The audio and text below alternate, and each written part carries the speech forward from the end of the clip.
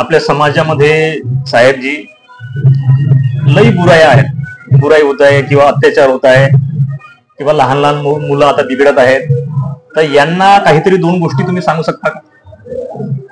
तर प्रश्न असा आहे की आपण ज्या मानवी जीवनामध्ये जन्मास आलो, जी, मानव जीवन काय हे आपल्याला केव्हा कळेल? जोपर्यंत आपल्याला आध्यात्मिकची जाण होणार नाही तोपर्यंत मानव जीवन काय आहे, आपल्याला माणुसकी काय आहे,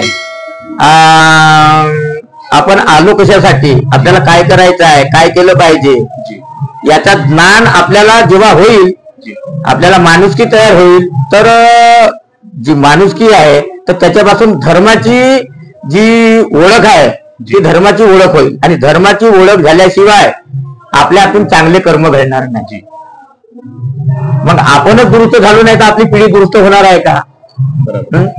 मग आपण जर दुरुस्त झालो तर आपल्या पिढीला चांगल्या पद्धतीनं मार्गदर्शन कसं होईल, त्यांच्यावर संस्कार चांगल्या पद्धतीने कसे होतील, आपल्या मुलाचे भविष्य कसे घडतील, तर याचा विचार आपण स्वतः माणूस झाल्यावरच आपण विचार करू शकतो. आपल्यामध्येच माणुसकी नाही तर आपण मुलांचा का विचार करणार आहोत? प्रश्न असा, वस्तुस्थिती अशी आहे, आज विज्ञानाचा युग आहे, या युगात मोबाईल खूप पुढे आलेला आहे. जी जी, बिलकुल बिलकुल, मोबाईल खूप पुढे आलेला आहे आणि मोबाईल चांगल्यासाठी निघालेला आहे, पण आपण त्याचा उपभोग चांगल्या पद्धतीने घेत नाही. आपण चांगल्या पद्धतीने त्याचा उपभोग घेतला तर मोबाईल अशी एक वस्तुस्थिती आहे, अशी यंत्रणा आहे की आपल्याला कुठेही केव्हाही जंगला पाळण्यामध्येही आपल्याला ठेवू शकत नाही. वेळ काढ जर आली तर कुणाला विचारायची गरज नाही, कुठे जायचं आहे, कोणतं काम करायचं आहे, आपण मोबाईलच्या सहाय्याने करू शकतो. तो मोबाईल आज मुलाच्या हातामध्ये लागला बालपणामध्ये तर त्याच्या दृष्टीवर परिणाम होते. मुलाबाळाच्या हातामध्ये लागल्याच्या नंतर तो मोबाईलच्या अधीन होतो, आणि तो त्याचा जो मुलगा म्हणजे कसा आहे, आता तो अज्ञान मुलगा असतो, जोपर्यंत 25-30 वर्षाची वय होत नाही तोपर्यंत माणसामध्ये माणसाची विचारधारा आहे ती विचारधारा, सुज्ञ विचारधारा माणसाच्या डोक्यात येत नाही.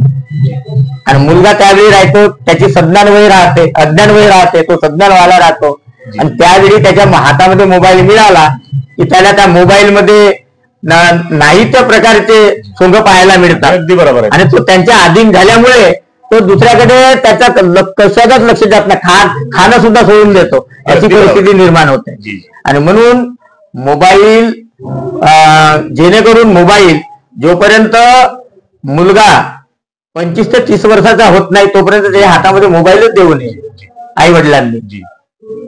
हा मित्रांनो, साहेबांनी जे आपल्याला गोष्टी सांगितल्या त्यांच्याकडे लक्ष देणं आपलं अगदी गरजेचं आहे.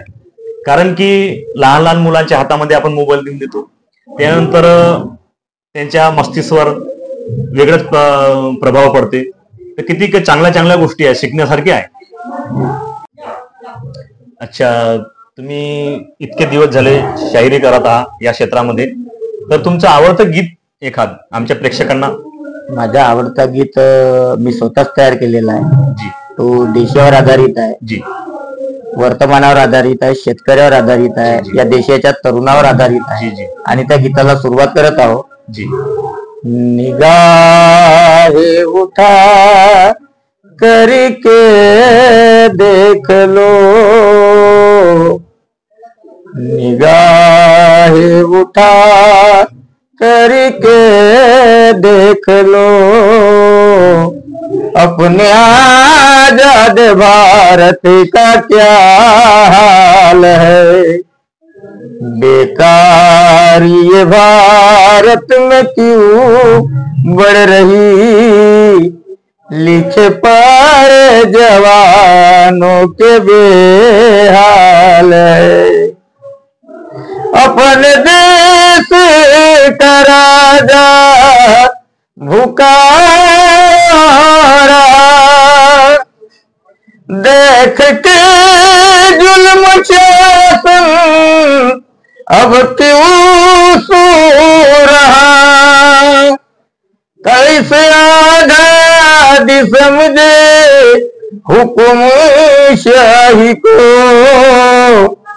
सबको पालने वाला फांसी ले रहा, जिसी का खाते उसी कि कुछ कदर करो, ये दुनिया का दाता क्यों कंगाल है, बेकार ये भारत में क्यों बढ़ रही, लिखे पढ़े जवानों के बेहाल है। या देशाचा शेतकरी कलाट्याची गुणवान आहे आणि या शेतकऱ्याच्या माथ्यावर देशाची शान आहे। शेतकऱ्यापासून या देशाला प्राप्त झाली काशी, पण काय कारण आहे येतो वेळ शेतकऱ्यावर गळफास लावण्याची। यह लाखों नेता व लीडर हुए हैं, नेहरू जी के बाद देखो शास्त्री हुए हैं। यह लाखों दे नेता व लीडर हुए हैं, कोई राज्य शासन मिनिस्टर हुए हैं। नेहरू जी के बाद देखो शास्त्री बने थे, भारत के प्रधानमंत्री बने थे। जब से बनी थी इंदिरा व गांधी, और उस वक्त भारत में नहीं आई आंधी। जिधर उधर फैली देखो नेताओं की माया है, नेताओं ने जनता पे शासन चलाया है। ऊपर से लगाया है ब्याज दोबारा, और बना कर जबा जारी है भारत हमारा। आज भारत में देखो कंगाली छा गई, बिगड़ गए किस्मत मेरे किसानों के भाई। कर्ज निकाले सबके सवाई, और बिगड़ गए किस्मत मेरे किसानों के भाई। कैसे चलेगा प्रभु ये गुजारा, और बनाकर जबा जारी भारत हमारा। कई वीरों ने अपना बलिदान किया, खुद की परवान करके देश हाथ में दिया। ये सच्चे या झूठे तुम ही सोच लो, खोलो आंखें तुम्हें आज क्या हो गया। खोलो आंखें तुम्हें आज क्या हो गया। आंख हो करके क्यों अंधे बने, गरीब जनता के बारे में क्या ख्याल है। बेकार ये भारत में क्यों बढ़ रही, लिखे पढ़े जवानों के बेहाल है। खुद का भला चाहने वालों शर्म से मरो, महापुरुषों के विचारों का याद करो। महापुरुषों के विचारों का याद करो। इंसानियत तुम्हारी कहाँ खो गई, जुल्म करने वालों ईश्वर से डरो। राजहंस कहे देश के प्रेमियों, राजहंस कहे देश के प्रेमियों।